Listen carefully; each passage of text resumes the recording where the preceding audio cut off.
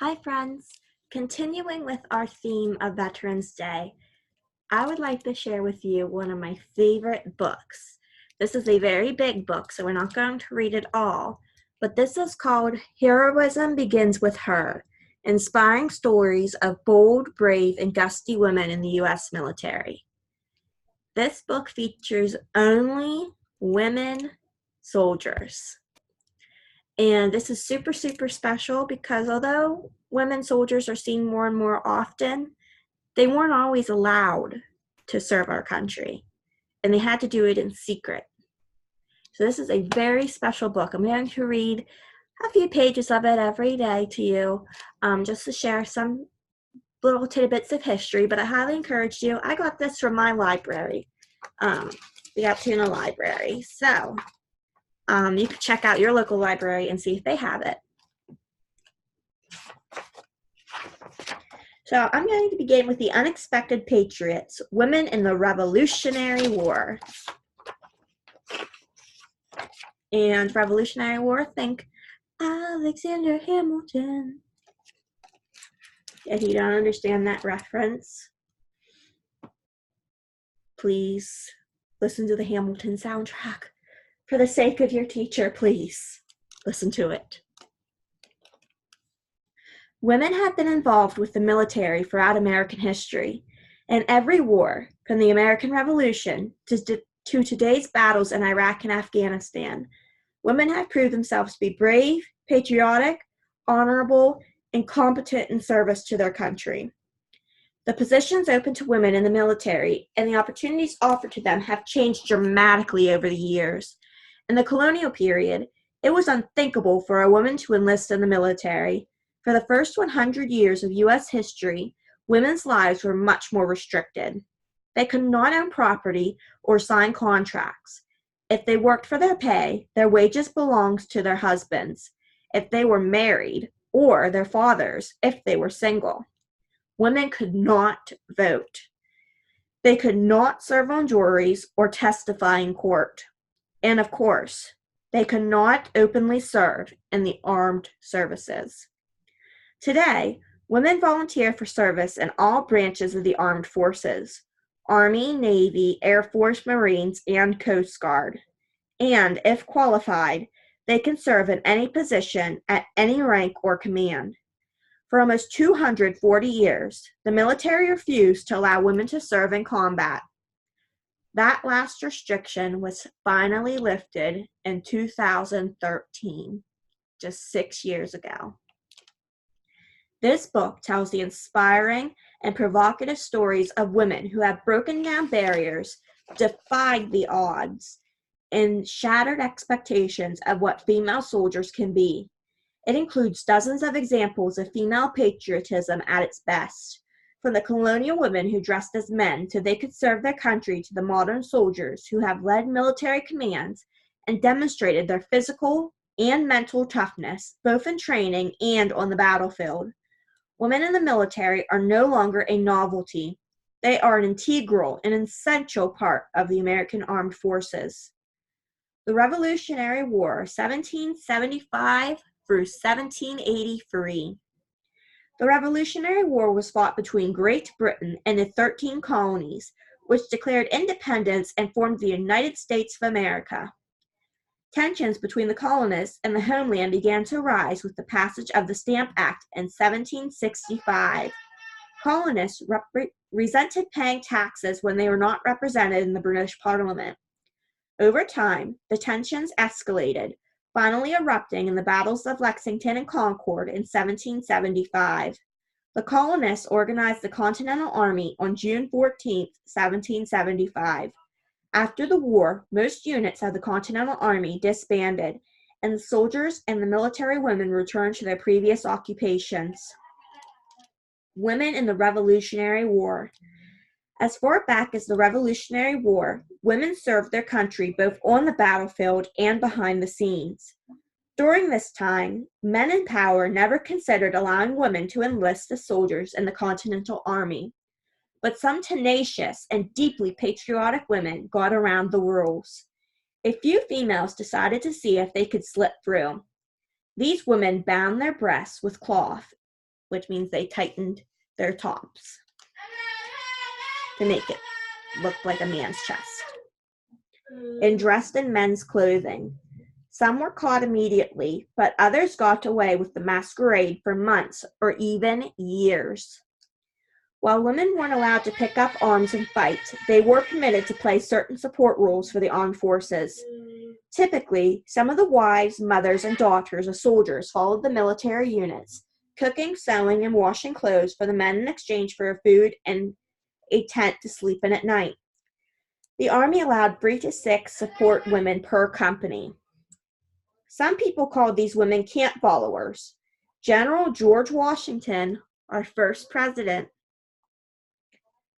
called them women of the Army. These women were just as tough as the soldiers they served. They had to endure the same hardships and harsh conditions as the men. Some may have been motivated to join the revolution for political reasons, but many others served in the military because they had no other way to support themselves. Women had few opportunities for work outside the home, leaving them economically dependent on the men in their lives. In addition to working as camp followers, women also provided nursing care to the military units. The Army allowed 1 matron, supervisor, and 10 nurses for every 100 wounded soldiers. These women were civilians with no military status or benefits, and little or no medical training.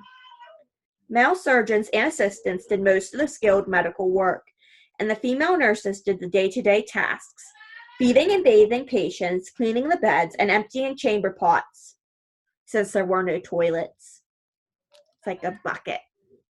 Think of like when you go camping and there's no bathrooms. Nurses were paid $2 per month. Matrons were paid $4 per month. Not only was the work unpleasant and poorly paid, it was dangerous. Many women became sick while tending their patients, and we shouldn't discount those women who stayed at home while their husbands served in the Continental Army. These women also did their part, keeping the family farms and small businesses running while their husbands were away. Some women even spied and shared the information they learned with the revolutionaries. Other women used their economic power to protest by refusing to buy British-made goods. Women also formed support organizations that raised money and made uniforms for the soldiers. Some women even performed heroic actions on their own that assisted the Continental Army. For example, on April 26, 1777, in a ride similar to that of the famous Paul Revere, 16-year-old Sybil Ludington rode 40 miles on horseback to warn the colonists that British troops were burning Danbury, Connecticut. According to legend, Nancy Hart defended her home in Georgia when 6 British soldiers went to her cabin and asked if she had seen a man they were tracking. She said she had not seen him, even though she had, and then the men killed her prized turkey and demanded that she cook it for them. She did as she was told and fed the men and served them wine.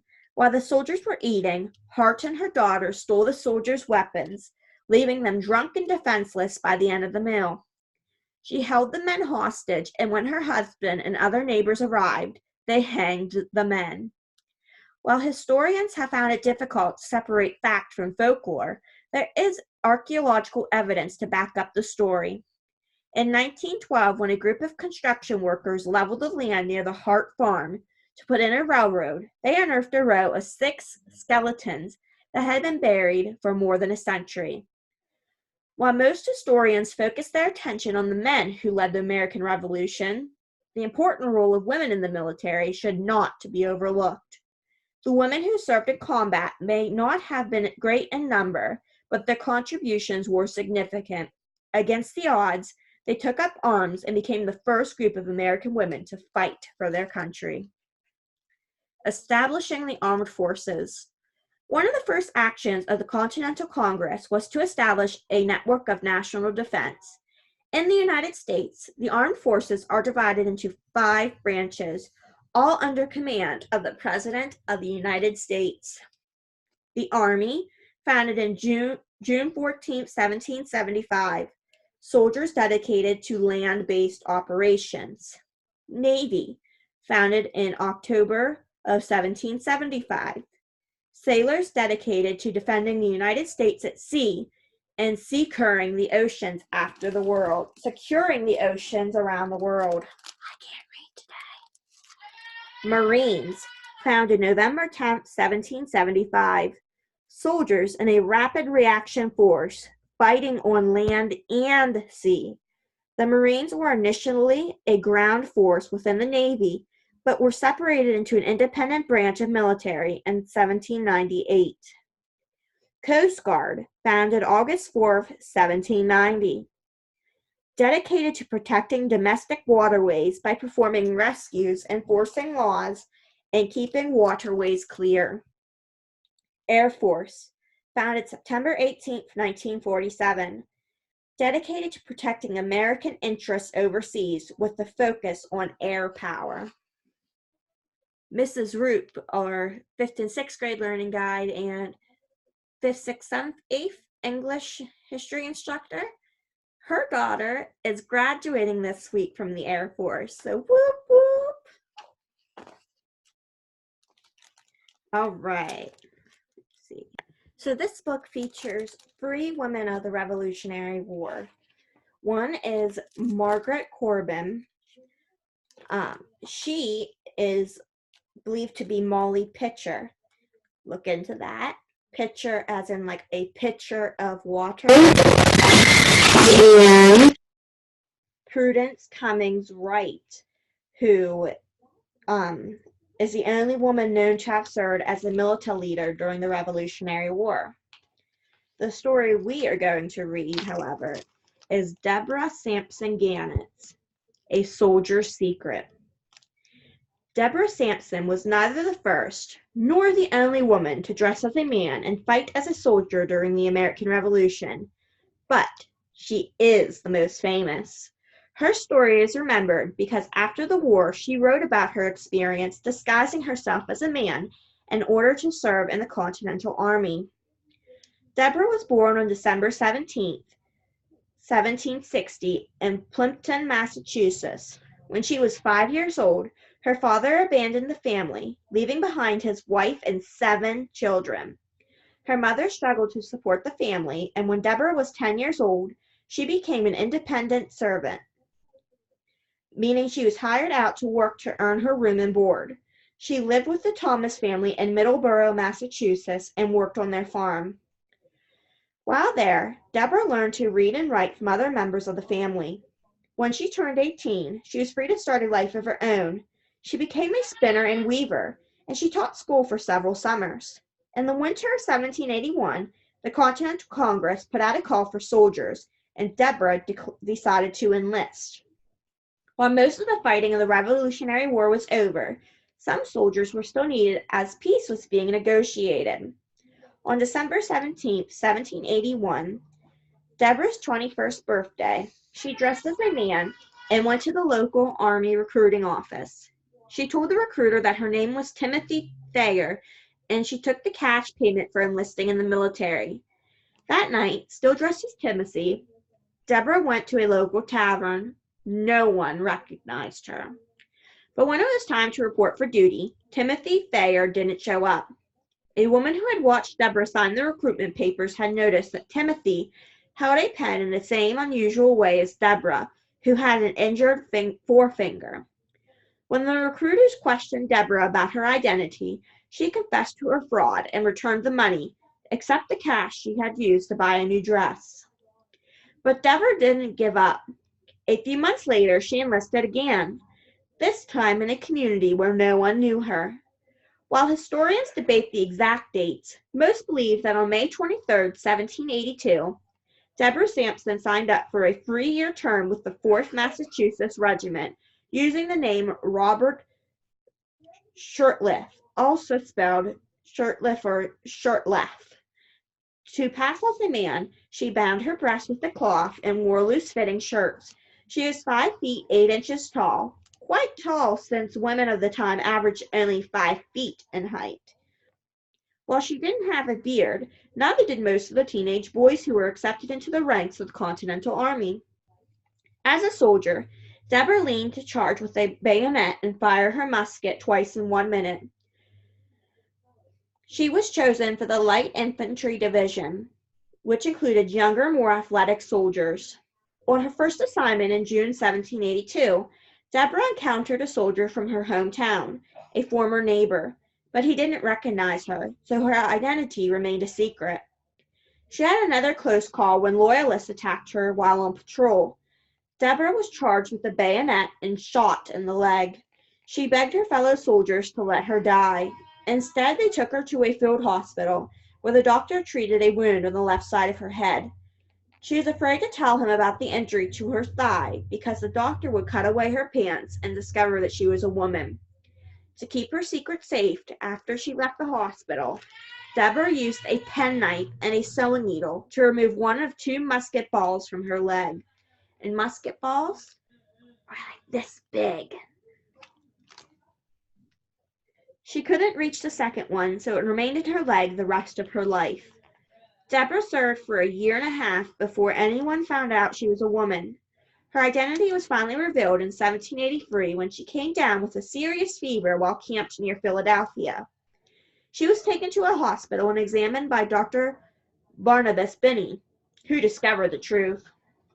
He sympathized with Deborah and took her to his home so she could recover away from the other soldiers.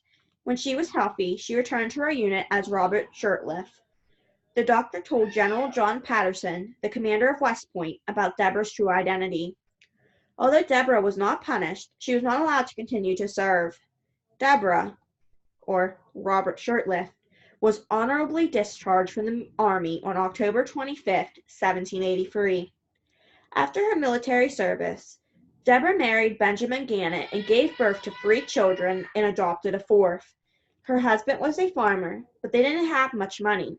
In 1792, Deborah petitioned the Commonwealth of Massachusetts to collect the back pay she was owed from her service as a soldier. She also spent years campaigning for veterans' benefits she felt entitled to receive. Patriot Paul Revere learned about Deborah's petition for financial assistance, and on February 20, 1804, he wrote a letter to the government on her behalf. She did a soldier's duty, and that while in the Army, she was wounded, Revere wrote. I have no doubt your humanity will prompt you to do all in your power to get her some relief. After Revere sent his letter, Deborah was awarded a pension of $4 per month starting in 1805. $4 was a lot of money in that time. In 1797, Deborah wrote the Female Review, or Memoirs of an American Young Lady. She also prepared a lecture titled The American Heroine about her time in the military. During the presentation, she dressed in uniform, marched, demonstrated how to drill with her musket, and answered questions about her life as Robert Shirtliff. Deborah Sampson Gannett died of yellow fever on April 29, 1827, at age 66. After her service, Deborah Sampson Gannett became the first American woman to go on a lecture tour about being a woman in the Continental Army and masquerading as Robert Shirtliff. And a little bit more about Margaret Corbin so that you can look into her.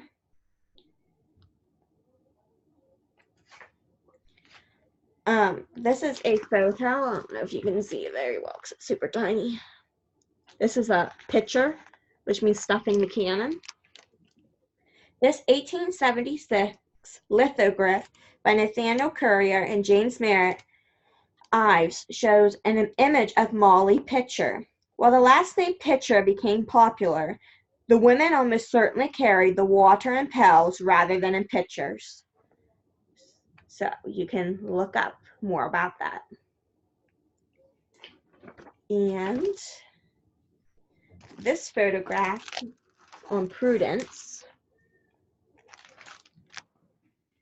This shows the Nehemiah Jewett Bridge in Pepperell, Massachusetts, the site where Prudence Wright and her fellow Minute Women captured Lionel Whitling on his way to deliver documents to the British.